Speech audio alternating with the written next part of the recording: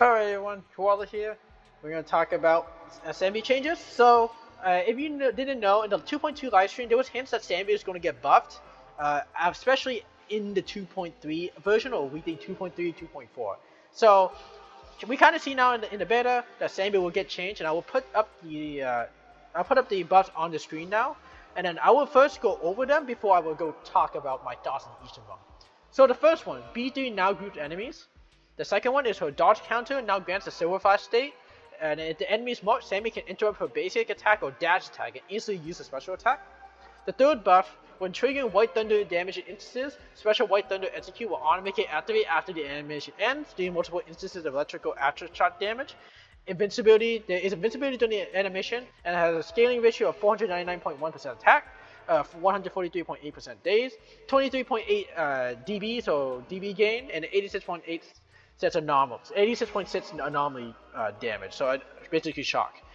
When an enemy is marked, aftershock damage from all allies increases the mark value on the enemy. It can trigger once every 5 seconds. And then when an enemy with an activated mark dies, the White Thunder damage instances will automatically be fired at the nearest enemy. And last but not least, SAnby's chain and ultimate now considered aftershock damage. Okay, let's go talk about the first thing. So the first thing, when we talk about her B3 now groups enemies, basically this is basically talking about her basic 3, which is the one where she does a little dash attack backwards.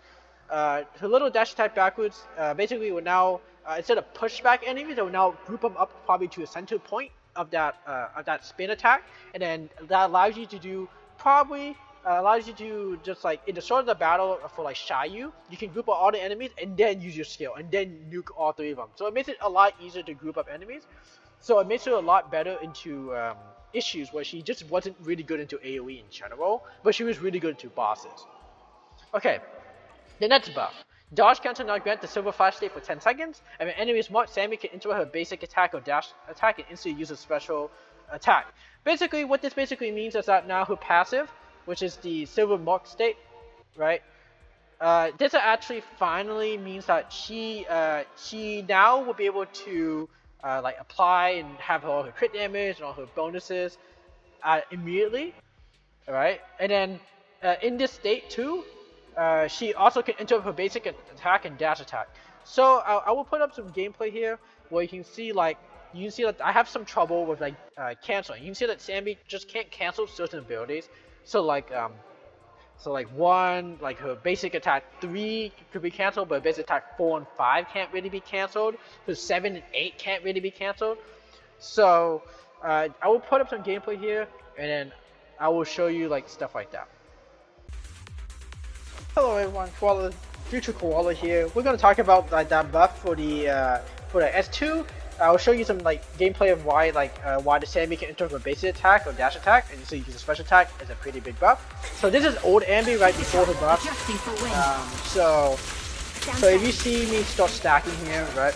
You see like how I have this chain. So this is the whole basic chain, right? So 1, 2, 3, 4, 5, and 6, right? So basically a 5 chain. So the thing about SAnby is that if you try to do 1, 2, you can cancel, right? No, you can kind of cancel. So you see like a 1, 2, and then you see like I can't really cancel that tiny animation right there. You see it like 1, and I'm trying to press it. You see how there's a little bit of time right there, a little bit of lag time.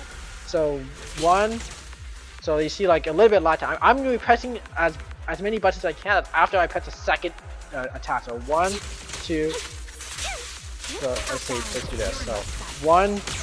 You see those 3 dashes that she does. I couldn't cancel it. I pressed the F button. I pressed the E button as fast as I can.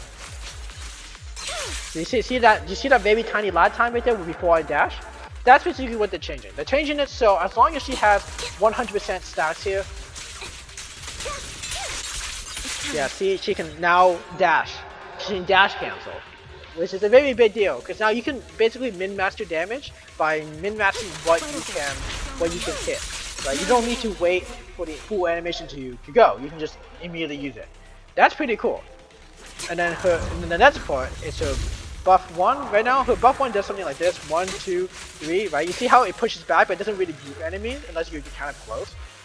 It now would group enemies together, so it allows you to So it allows you to do more stuff like that. And then, okay, now back up from the gameplay. Now we're going to talk about the third buff here. So when triggering White Thunder damage instances, special White Thunder execute will automatically activate after the animation ends, dealing multiple instances of electrical aftershock damage, invincibility during the animation for 9.1%. Okay, blah blah blah. All the damage that will be tweaked later. So basically what this means is that when you use a skill, right, and you want to get your Thunder Smite and all your stuff, Thunder execute, all this stuff, basically it will activate after the animation ends. So when you use your special attack and when you use your 3 basic dashes against the Sundering Bolt, you don't need to wait for the animation to you don't need to wait a little bit for the animation to end. It just immediately goes for it. That is pretty cool. It's just more damage. It's pretty fun, right? So basically it's just like before, you already know, if you play SAnby, she dashes 3 times, she does 1 damage, 2 damage, 3 damage, and then a 4th shock damage at the bottom. That is really nice, and it's called a Thunder Smite. Right, so when additional damage from White Thunder triggers 3 times on the same enemies, an enemy strike will fall on the enemy location dealing electric damage, which is considered Aftershock. Right, and then White Thunder also does another 1 instance. So basically what they're saying is that now when we use SAnby, she will automatically activate another instance of the Aftershock damage on top of her electrocution. So she will always do, she seems to do now 5 hits. So 1, 2, 3, then an extra attack and an extra one if you use the perfect combo, which you should always be doing. That is pretty cool. Testing will need to be done, especially with the damage and how much we can get away with. But when it comes to that, we will talk about that whenever she gets buffed, and especially we will test it out with Orphie. So you see another video with me when I have Orphie to test the before SAnby buff and the after SAnby buff. But right now, we will talk about the next buff. So okay, next up, when an enemy is marked aftershock damage from all allies increases the mark value of the enemy, can trigger once every 5 seconds. This is very huge depending on what the value of this is. So before you know, SAnby didn't really scale with like any of the aftershock. The only thing she probably did great was like, oh, she increases the aftershock damage by 30% of her crit damage. With my SAnby specifically, 60% extra damage. That's cool, sure. But the problem about that was that the only real way to stack her mark, which is her entire gimmick, was that you had to get her on the field as long as possible, and nobody else really helped her with that. It's just, can you animation cancel your way to increasing your stats? That is probably like the biggest skill, especially with SAnby, was that her damage is pretty delayed and it's decently burst heavy. So you had things where like in most break phases for bosses in Deadly Assault, you could probably get a skill, an ult, and a skill off. Right, you can get the you can start off with 3 stacks, or 3 of the big stats, dash 3 times ult, then dash 3 times and skill, then dash 3 times and skill, then dash 3 times. I'm not really sure if this increased aftershock damage from all allies and aftershock from allies can now increase the mark value. I'm not sure if this can give us the 4th one in the stun phase, because you still have like this, like say 10 seconds left of most break phases to do another 3.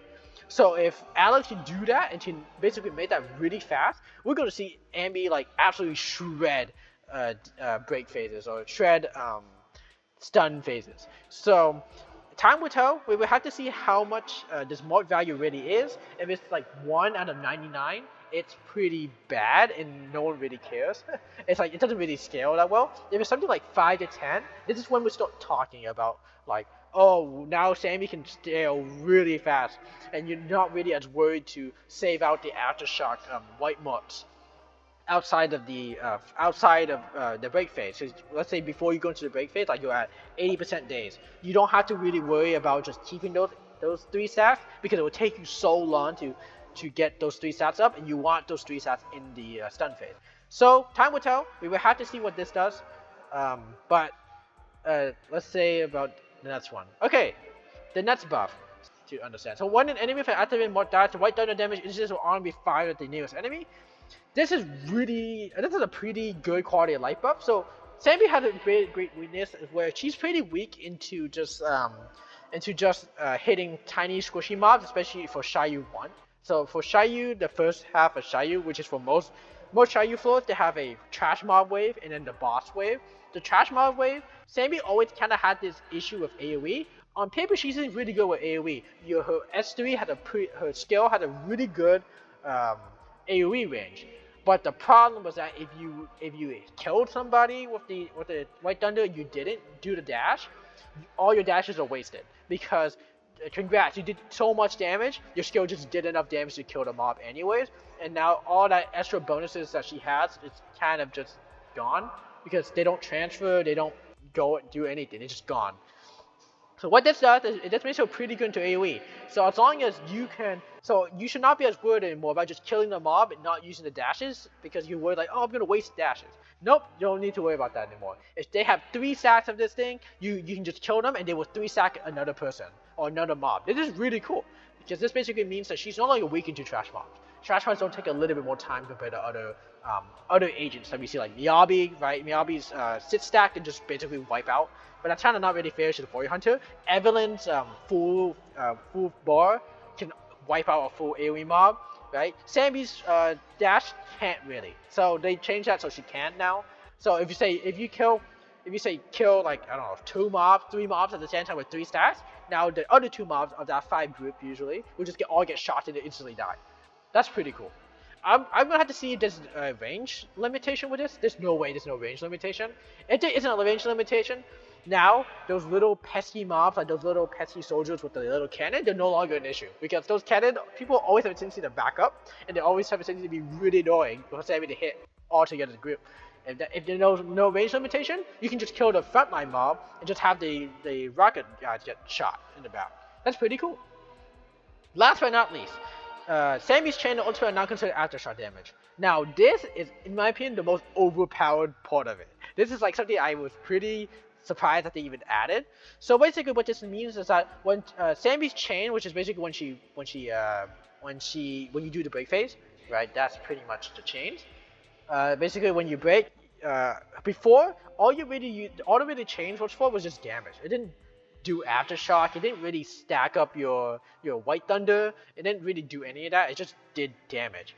So that's why you see in most of my videos, I never really bothered to like do a double SAnby chain because it's never really worth it, right? It's too much effort for very little gain. Because even though she's the main DPS and probably you should do it, the amount of damage increase was just not worth it.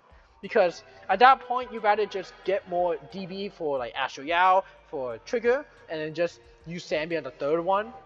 Now, instead, for all the major bosses, you now have 3 chains, and instead, you want to start off the chain with someone like Trigger, then Trigger into SAnby, then cancel that chain, then go into like an Orphie or a Trigger, chain again into SAnby. Now, you're benefiting a ton, because SAnby increases her own damage by 25% more than Silver so much, which just basically means anyone with 1 stack out of 99. It doesn't mean that they need to have enough stats to activate White Thunder. Just need 1. And that's when enemies marked for Silver Throw, crit damage from Aftershock also increases by 30% Soldier Ambi's crit damage, which basically means she does an additional 60% damage to Aftershock. And then on top of that, she also does another 25%. So her chain is going to be absolutely devastating. It's so much damage. Not to mention, Orphie, which I can't show yet because we don't have it. Orphie also increases Aftershock damage, which is absolutely insane. And Trigger also increases Aftershock damage because she also reduces defense, which is absolutely insane. So, like, this basically increases Aftershock damage. When equipped Aftershock decreases defense by 25%. This is absolutely insane. So you can stack so much damage with just the thing. Not to mention, the ultimate also has it too. Her ultimate has ridiculously good scaling. This is 1,128.1 to 3,470%. That is absolutely insane damage. And imagine you can increase this by like 100 to 200% because of characters like SAnby. Because SAnby already gives herself, let's say, 80% damage bonus, right? Alright everyone, Future Koala here to make an edit to the video. So, as I mentioned with the buff for SAnby, her ultimate damage multiplier is 3,470.7%. And then in the future buff, as I mentioned, it will be also increase ultimate or includes any multiplier to Aftershock and of course her crit damage and stuff. To iterate my point, the best ultimate in the game, or the highest probably base ultimate scaling in the game, is technically Miyabi's. And if you see Miyabi's stats, right, it's only about 1,700%, 1,000% less, 4,776.1. And this ult isn't that easy to gain. It's kind of like about the same amount for SAnby to gain. So you see, like, this is 4,776.1% base, but okay, but she has a bunch of scaling with like crit damage and aftershock, right? But this is nothing, right? She doesn't, none of her kit kind of buffs this damage other than her ice damage, right? SAnby, as I mentioned, also with her Aftershock bonus, is also going to benefit from the 60% damage bonus she also gives herself, and then the additional 25% and another 25%. So you kind of see what I'm talking about with like her duration multiplier being absolutely insane, because now it's 3,470.7% can easily reach like 6,000 to 7,000, as I will mention later. Anyway, so I like to put this little insert so you can understand like the magnitude of giving her Aftershock on ults. So let's say, okay, 3.47k, cool, that's 347. My SAnby hits 200% crit damage. I do 200% more damage to that, while I also do another probably 100 to 200% more damage of that because of her skills. So her ultimates usually used when you fight, when you go into the chain or into the stun phase. You are looking to dash 3 times, then ult, then dash 3 times, then skill, then dash 3 times, then skill, and dash 3 times, ideally. So, what this basically means is that in the break phase, with the trigger 135% vulnerability plus whatever the amount of break bonus you get, usually say 50%, so 185% damage bonus, with 3,470.7% damage multiplier, with 200% crit damage, with 60%, 60 to like 100% crit damage, aftershock damage bonus, with another like 25% damage defense shredding, and then like Orphie's like 40 to 50% aftershock bonus damage on top of that. You're talking about this skill is gonna hit like a truck. It's a nuke. You see me use it in Deadly Assault and stuff, where I melted like 3 HC balls on like an electric weak boss just by ulting. That's just how much damage this thing can do. And that is insane that they're making this ultimate. So, anyways, those are my Anyways, so TLDR is that her B3 is pretty nice now. It can group enemies. The dodge counter now can automatically give it into Silver Sauce phase, and then she can always interrupt her basic attack chain combo to automatically use her dash attack while needing to wait for the animation to end. When trigger White Thunder damage instance, she will also execute to do another Thunder hit that does more damage. That's pretty cool. When enemy is morphed, her allies also give her more silver morph stats.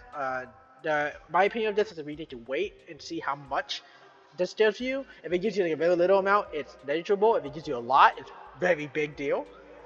When an enemy is morphed with a dies, the thunder damage gets transferred. Basically, it means that you no longer are in a situation where these shiny mobs kind of just die and you lose all the value of your skill, because they die with the mark. So now the marks, if you have like 2 stats of the mark, 2 White Thunder mark, once you kill them, it will instantly strike some other mob 2 times.